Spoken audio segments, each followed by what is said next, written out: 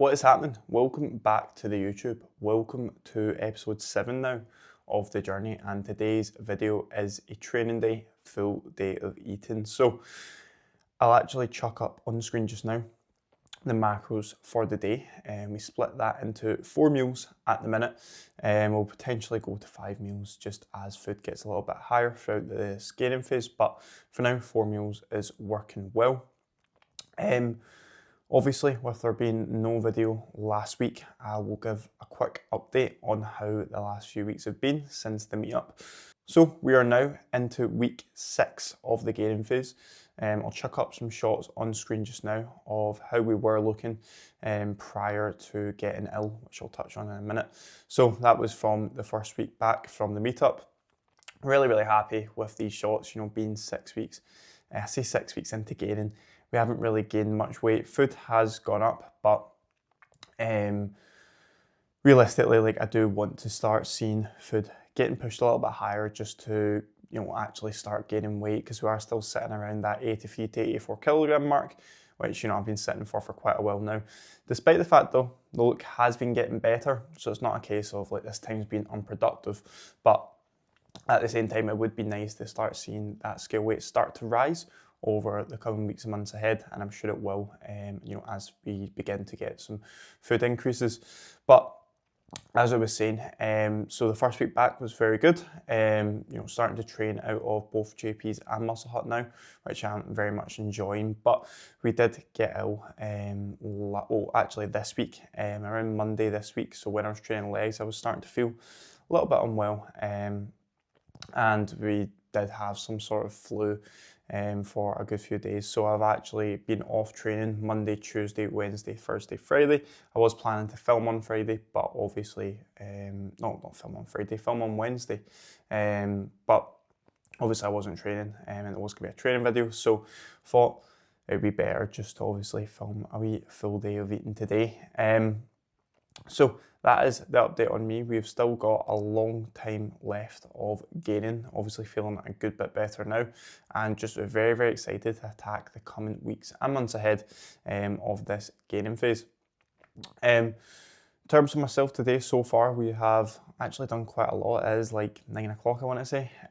We've already been out our morning walk, wrapped up check-ins as well this morning, which has been good, and we've had meal 1, which will go on screen just now. So there we have some sourdough, eggs, some spinach, and we also have some whey and berries with some cinnamon on top, and then we also have some, I think it's 50% less sugar ketchup on there, but it's literally 8 calories worth. I'm not sure exactly the name of it, but yeah, it's a very good, very enjoyable meal. For meal 1, it's one that I do always look forward to, and to be honest, I do look forward to all my meals throughout the day, and I do think that is something you should prioritise within your meal plan, but I will get onto that in a little bit more detail later in the video. So that is now check-ins ticked off, that is meal 1 ticked off, and now we are going to get some more steps in before the pre-workout meal, which I will catch you then. Okay, pre-workout meal is about to go in. We have chicken, rice, spinach and carrots as our veg sources, and then we also have dates and dark chocolate. I've been running this pre-meal for realistically years now. Again, digests very well and it's very enjoyable one I look forward to, so why would there be any reason to change it?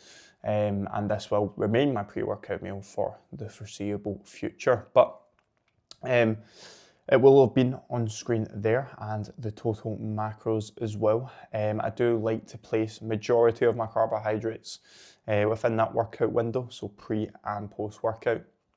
It actually does matter a little bit more, I guess, at this point, because obviously I'm not in a heavy surplus. Let's say when I've had 600 plus grams of carbs going in every day, your pre-workout meal doesn't matter as much, in the sense that your glycogen stores are going to be full pretty much all the time anyway. If you're months and months in a surplus, if your food's really high, but obviously with me, Being in a position right there where my food isn't crazily high, I've not been a surplus for that long, I do want to prioritize my carbohydrates in that sort of peri-workout window. So a lot of carbs going in pre-workout, a lot of carbs going in post-workout.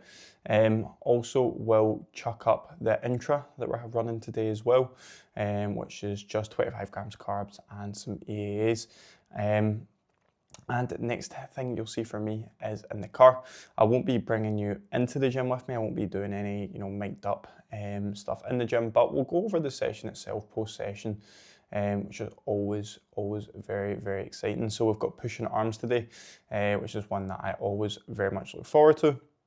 I guess with push, like the pushing musculature being my strongest to extent of the upper body, chest, delts, well, chest primarily to be honest. Delts and arms still could be a lot better, and they are prioritised within this session itself. But that is all from me. I'm going to tuck into this pre-workout meal now, and then we are going to get ready for the session ahead.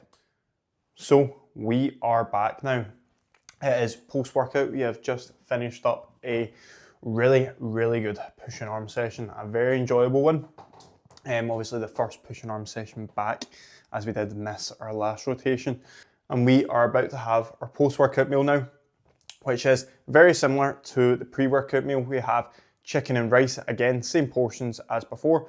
And we also have a banana instead of the dates, and then instead of the spinach, we have some Brussels sprouts. I am now going to enjoy that meal, and we will come back and have a chat over the session itself. Okay, so we have had 3 meals so far today, and we have trained pushing arms. We had obviously our meal 1, our pre-meal, and our post-workout meal.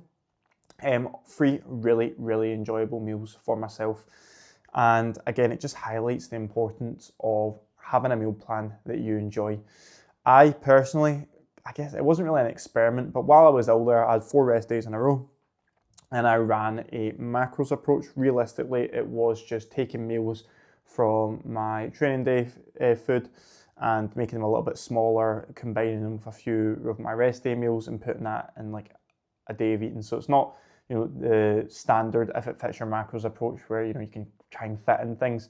It was just a different approach to what I'm used to, just because I was ill, wasn't able to get to the shops, and I want to make use of the training day food that I've bought already. Like, I'm not just gonna bin it because I'm not training.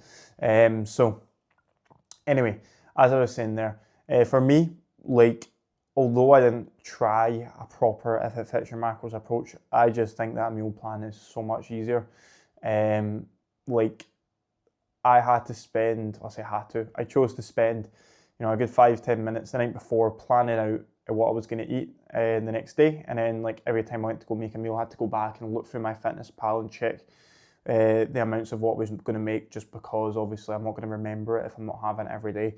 Whereas with a meal plan, like, I know it like the back of my hand. I know exactly what I'm doing. There's no decision fatigue. I'm literally straight into the kitchen, straight, into making the meal, straight into eating it. There's no time wasted. And if you have food that you enjoy within your meal plan, then it's not going to be as strict. It's not going to feel as strict. It's not going to be as boring. I know some people just some people say that, it's just not for them. They just can't do it. Fair enough. Obviously, my counter argument to that would be, try it with, like, let's say you're having 4 meals per day. Like, make sure those are all 4 meals and containing food that you enjoy. So a carb source you enjoy, a fat source that you enjoy, and a protein source you enjoy. Don't as well overcomplicate things. You see people who will try and recreate like a TikTok recipe they've saw where they're coating their chicken in cornflakes every day. Obviously, you're not going to have the time to do that every single day, and that's just going to overcomplicate it, and it's going to go to the opposite end of the spectrum. Find that middle ground. Find food that is efficient, quick, easy to prepare, but also at the same time, food that you enjoy and food that you don't get bored of, after eating it a few days in a row, if you are looking to run a meal plan approach. Obviously, a meal plan approach, even though you may be hitting the same macros every day, it is definitely a lot more standardized. You're going to be more consistent with everything. things such as like obviously sodium and salt intake in the foods that you're eating will make a difference as well, if you're just running that, if it fits your macros approach, and just overall, efficiency. I think personally a meal plan works for me. A meal plan works for the majority of my clients, but then I do have clients as well who prefer that if it fits your macros approach. So again, it's not to say one's a lot better than the other, but if you are, someone who is looking for simplicity, doesn't have loads and loads of time to try and think about different meal combinations they're going to make on a day-to-day basis, I would always recommend a meal plan approach. Anyway, we have just finished up pushing arms there, which was a really good session. I'll just run a couple clips on screen because realistically this isn't about the session itself. But coming back into pressing, we basically ran very similar numbers to before. I was doing one set of knotless shoulder press just because my neck didn't feel too good, which coming back from a day load, coming back from an illness, that seems to be more likely for me. Like when I have to take time off, that's why I'm more likely to pick up niggles, which is quite ironic. But I came in, my neck was feeling quite tight during my pressing, so I thought I'll just leave it at one set there. But we took 4 plates for 5. 2 plates on the low incline Smith as well, which will be on screen just now.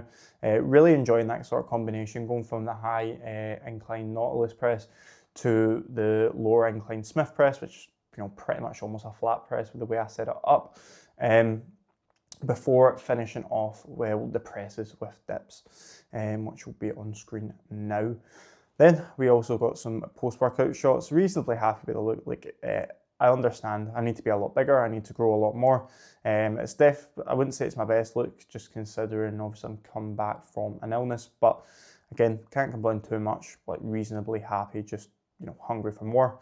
But yeah, overall, very, very good session, and really enjoying obviously the full day of eating so far, as I do every day. I will speak to you again as we are preparing the final meal, which is my favourite meal within the meal plan. A wee homemade bolognese. So it is now the evening, as you can see, with the blue light blockers on, and we are on the walking pad just finishing off our steps after having our final meal. That meal will be on screen just now. So it's literally just 5% mince, pasta, cheese, and then a sauce made out of tomato puree and passata to make a homemade bolognese type of meal. And it is my favourite meal in the meal plan by far. I really, really enjoy it and look forward to it every day. I think that is the core message from today's video. Enjoy your meals. Make sure your meal plan is one that you enjoy. But and then we also had some pineapple on the side. But that is all from me. That is all from today's full day of eating. I hope you enjoyed. As always, any likes, comments, shares, etc. So very, very much appreciated, and I will see you again in the next video.